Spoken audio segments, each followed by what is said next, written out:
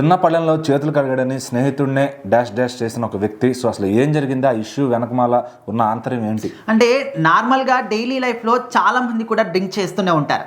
దానివల్ల ఎన్ని side effects వస్తాయి, దానివల్ల ఎన్ని అనారోగ్య సమస్యలు వస్తాయి, దానివల్ల కుటుంబం రోడ్డు పాలవుతుంది అని చెప్పేసి రకరకాలుగా ఆఖరికి ఏదైతే బాటిల్ తీసుకుంటారో ఆ బాటిల్ పైన కూడా రాసి ఉన్నప్పటికీ తాగే వాళ్ళు మాత్రం మారట్లేదు.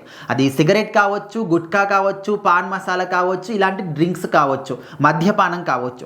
సో వాటి మీదనే వీటిని తీసుకుంటే ప్రమాదకరం, అనారోగ్యం పాలవుతారు అని చెప్పేసి క్లియర్గా రాసున్నప్పటికీ కూడా తాగుతున్నారు అంటే సో మరి జనాలు దానికి ఎంత అడిక్ట్ అయిపోయారు అని చెప్పేసి కూడా మనం అర్థం చేసుకోవచ్చు. ఓకే, అప్పటి వరకైనా దాని లిమిట్ వరకు తీసుకుంటారంటే కాదు, మితిమీరిపోయి మరి తీసుకొని కుటుంబం మొత్తాన్ని కూడా రోడ్ల పాలు చేస్తూ వస్తున్నారు. సో ఇప్పుడు చూసినటువంటి ఘటనలో తాగిన మత్తులో అసలు ఏం చేస్తారనేది కూడా వాళ్ళకు కూడా అర్థం కాని స్టేజ్లో ఉంటారు. అయితే ఇక్కడ ఉన్నటువంటి ఇద్దరు స్నేహితులు ఒకే రూమ్లో ఉంటారు, సంగారెడ్డి జిల్లా కొల్లూరుకి సంబంధించి. అయితే అక్కడ ఇద్దరు కూడా పీకలో తాగేసి ఉన్నారు. ఆ తర్వాత ఇద్దరు కూడా కలిసి భోజనం కూడా చేశారు. అప్పటి వరకు బాగానే ఉంది. సో ఒక వ్యక్తి భోజనం చేసిన తర్వాత అదే ప్లేట్లో చేయిని కడుక్కున్నాడు. సో నార్మల్గా ఎవరైనా కూడా తిన్న తర్వాత అదే ప్లేట్లో చేయి కడుక్కుంటాం, లేకపోతే సింక్లో వేసిన తర్వాత అక్కడ ట్యాప్ దగ్గర కడుక్కుంటాం. సో ఇక్కడ ఏంటంటే మరి ఆ తాగిన మాటలు తను ఏమనుకున్నాడో, ఏం అర్థం చేసుకున్నాడు ఎవరు కూడా అర్థం కాలేదు.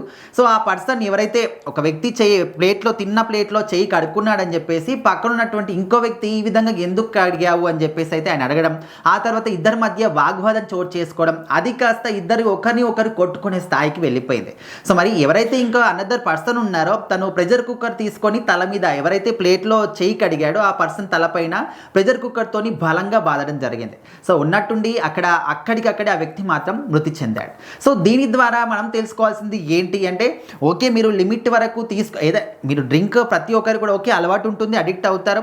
సో దాన్ని కూడా ఎంతవరకు తీసుకోవాలి, లిమిట్ ఏంటి, సో దాన్ని మీరు డైలీ లైఫ్లో ప్లాన్ చేసుకోవాలి. ఈ విధంగా మితిమీరిపోయి తాగేసి ఇష్టం వచ్చిన రీతిలో మేము ప్రవర్తిస్తాము. అండ్ ఆఖరికి ఇప్పుడు ఆ పర్సన్ తల మీద బాదాడు, తను చనిపోయాడు, ఓకే. సో ఇక్కడ ఈ పర్సన్ని పోలీసులు అరెస్ట్ చేస్తే తన కుటుంబం పరిస్థితి ఏంటి?